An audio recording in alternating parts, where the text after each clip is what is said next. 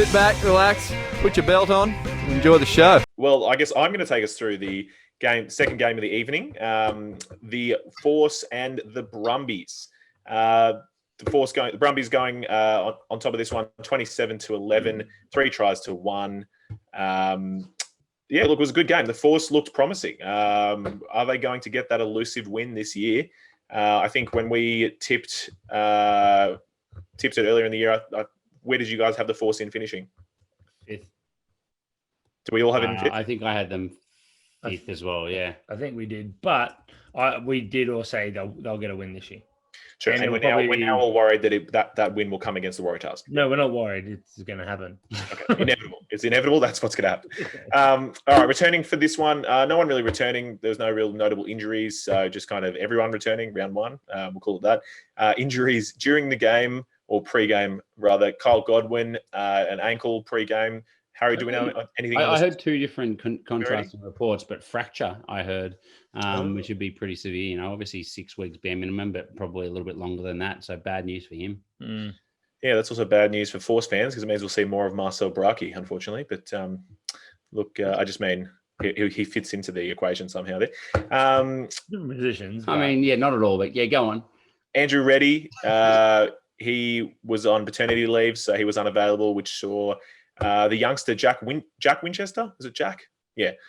Get off the bench. So I think Jack's 19 or something and kind of very late signing after Nelson's top fantasy pick from last year, Julian Montoya, did not sign for the Force. So into the game. Possession and territory. The Force had the rub of the green. There was 58% possession and territory. So that's, wow. I wouldn't have thought that almost.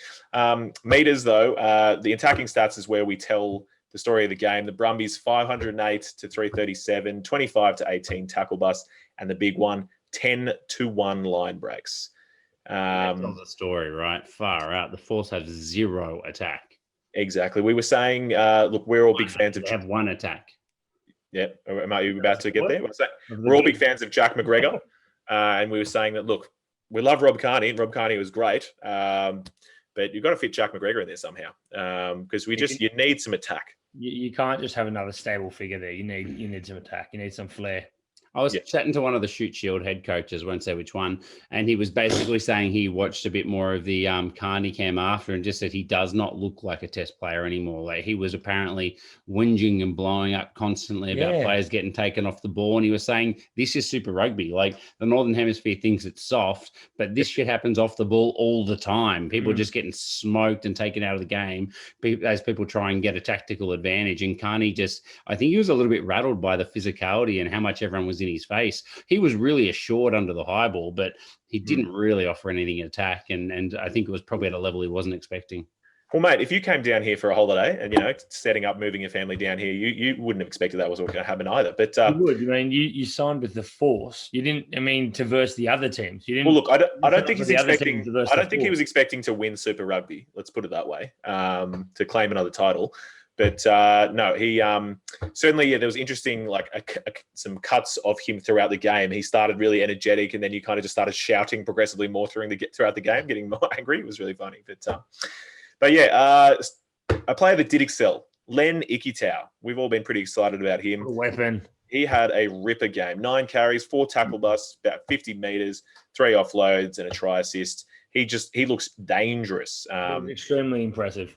And it was very notable him coming up against Tavita Kurandrani. It was kind of the young buck versus the old bull. But he was schooling him. He got around him, burnt through him. He did everything to him. So he held nothing back, basically. But defense, we had, 91% tackle success for the Brumbies, 80 for the Force. Penalties, 15-13. So lots of penalties.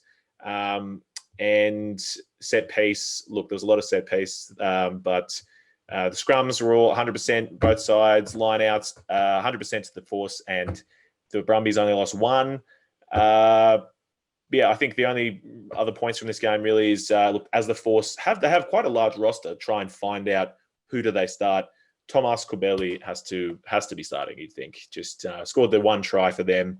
I don't know, they had a few Argentinians in there. They had Medrano starting. We didn't see Domingo Miotti feature. Lozana obviously was starting as well. I thought he was good.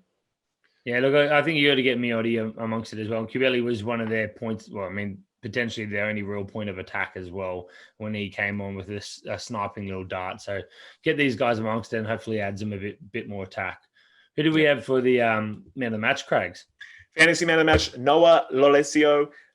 Also fantasy man of the round. Yep. 68 points, 1 try, 3 conversions, 2 penalties, 6 runs for 60 meters, 3 tackle busts, and 2 line breaks. He looked electric. What a gun. And for the Brums, otherwise, Neville also impressed. Caden Neville or Cadern. Harry, do you want to give us a Caden? Yeah, Catering. Bringing in the catering Neville, 50 points. Ikitau, 47. Hansen, 44. Slipper, 43. Simone, 40. You could see it was all the Brumbies leading that, really. The Force, Kubeli had 40 points as well. Off the bench. Off the bench, yes. The one try for the Force. The takeaway from this, I thought the Brumbies looked good. The Force, yeah, as we said, they just lack attack. Kind of do have some pretty good defense, but you got to put points up on the board, basically. So, yeah. Can I just say, I just saw one stat. Fergus Lee Warner, I was wondering why he didn't score more points. He made 19 runs. Wowzers.